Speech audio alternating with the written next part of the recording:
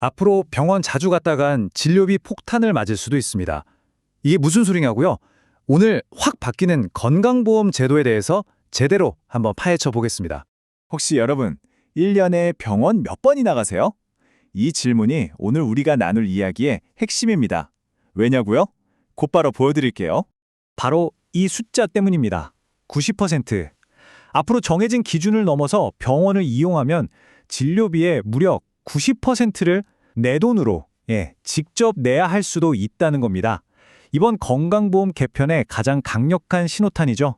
자, 그래서 오늘은 이 복잡한 이야기를 명확하게 이해하실 수 있도록 딱 5가지로 나눠서 하나씩 속 시원하게 설명해 드리겠습니다.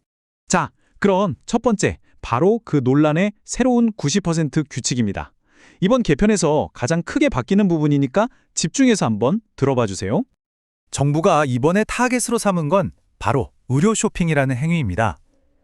쉽게 말해 필요 이상으로 여기저기 병원을 다니면서 건강보험 재정이 새는 걸 막겠다는 거죠. 그래서 핵심적인 변화가 바로 이겁니다. 원래는 1년에 365번, 그러니까 하루에 한 번꼴로 병원에 가도 괜찮았는데 앞으로는 그 기준이 300회로 줄어듭니다.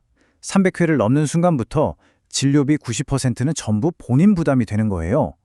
훨씬 더 엄격해지는 거죠. 근데 1년에 300번? 이게 사실 감이 잘 안 오잖아요. 주말이랑 공휴일 다 빼고 나면 정말 거의 매일 병원에 출근 도장을 찍는 수준이라고 보시면 됩니다. 자, 여기서 아주 중요한 포인트가 나옵니다.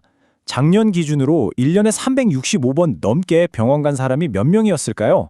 딱 2,288명이었어요. 그러니까 이 제도는 사실 우리 대부분의 평범한 사람들을 겨냥한 게 아니라 정말 극소수의 과잉 진료자들을 막기 위한 조치라고 볼 수 있는 거죠. 물론 정말 중요한 예외 조항도 있습니다. 병원에 자주 가야만 하는 어린이들이나 임산부, 그리고 암이나 희귀병처럼 나라에서 지정한 중증 질환 환자, 즉 산정 특례자분들은 이 규칙에서 제외됩니다. 당연한 거겠죠? 자, 그럼 이런 생각이 드실 거예요. 아니, 정부가 내가 1년에 병원을 몇 번 갔는지 어떻게 일일이 다 알 수 있을까? 바로 실시간 환자 추적 시스템이 도입되기 때문입니다. 앞으로는 우리가 병원에 가서 접수할 때마다 병원에서는 실시간으로 이 환자가 올해 몇 번째 외래진료를 받는 거구나 하고 바로 조회가 가능해지는 시스템이 깔리게 됩니다. 이 엄청난 시스템을 관리하고 운영하는 곳은 바로 우리가 흔히 심평원이라고 부르는 건강보험 심사평가원입니다. 자, 그런데 이 시스템 양면이 있습니다. 정부는 보험 재정이 새는 걸 막고 합리적인 의료 이용을 유도하겠다는 건데 반대편에서는 이거 내에 모든 의료 기록을 실시간으로 감시하는 거 아니냐, 빅브라더 사회로 가는 거 아니냐 하는 개인정보와 통제에 대한 우려도 나오고 있습니다. 자, 그런데 이번 개편안이 이렇게 뭔가 감시하고 돈 더 내게 하는 내용만 있는 건 아닙니다. 특히 우리 직장인 분들에게는 오히려 반가운 소식도 포함되어 있어요. 매년 3월마다 건보료 연말정산 폭탄 때문에 골치 아팠던 분들 많으시죠? 신고 기한도 3월 말까지로 넉넉하게 늘어나고 갑자기 많은 돈을 내야 할 때 나눠낼 수 있는 기준도 완화됩니다. 할부도 최대 12개월까지 가능해주고요. 이건 확실히 좋은 소식이네요. 그렇다면 정부는 왜 하필 지금 이렇게 큰 칼을 베든 걸까요? 그 진짜 이유, 결국 돈의 흐름을 따라가 보면 답이 나옵니다. 이유는 아주 명확합니다. 우리나라가 빠르게 늙어가고 있잖아요. 고령화 때문에 병원 갈 일은 점점 많아지는데 보험료 수입은 그 속도를 따라가지 못하는 겁니다. 그래서 보시는 것처럼 당장 올해부터 건강보험 재정이 마이너스로 돌아설 거라는 경고가 나오고 있는 거죠. 실제로 정기석 건강보험공단 이사장은 이대로 가면 쌓아둔 적립금 30조 원이 바닥나는 건 시간 문제다 라고 아주 강력하게 경고했습니다. 더 이상은 손 놓고 있을 수만은 없는 상황이라는 뜻이죠.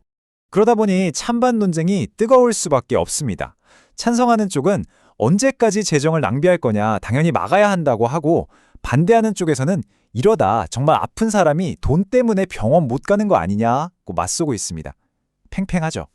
자, 그럼 이 모든 변화들, 그래서 나한테는 언제부터 어떻게 적용되는 건지 가장 실질적인 부분들을 딱 정리해 드리겠습니다. 이 날짜들은 꼭 기억해 두세요. 직장인 관련 혜택은 이미 시작됐고요. 가장 중요한 실시간 추적 시스템은 2026년 말에, 그리고 300회 제한과 90% 본인 부담 규칙은 2027년 1월 1일부터 본격적으로 시행됩니다. 그래서 이 변화가 나한테 직접적인 영향을 줄지 궁금하시다면 딱 이 세 가지만 한번 체크해 보세요. 내가 작년에 병원을 몇 번이나 갔는지, 혹시 내가 예외 대상에 들어가는 건 아닌지, 그리고 앞으로의 치료 계획에 대해서 의사 선생님과 미리 상의해 보는 거죠. 사실 오늘 말씀드린 이 정책은 어쩌면 거대한 변화의 신호탄일 뿐입니다. 바로 의료비에 대한 개인의 책임이 점점 더 커지는 시대로 접어들었다는 강력한 신호인 거죠. 그래서 마지막으로 이 질문을 던지고 싶습니다.